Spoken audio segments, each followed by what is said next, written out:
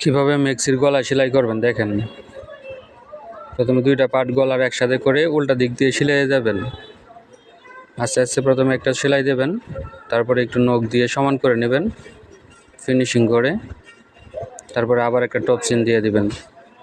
এইভাবেই পুরো ভিডিওটা না টেনে দেখবেন, আশা করি বুঝতে পারবেন। ভিডিওটি ভালো লাগলে পেজটি ফলো দিয়ে পাশে থাকবেন।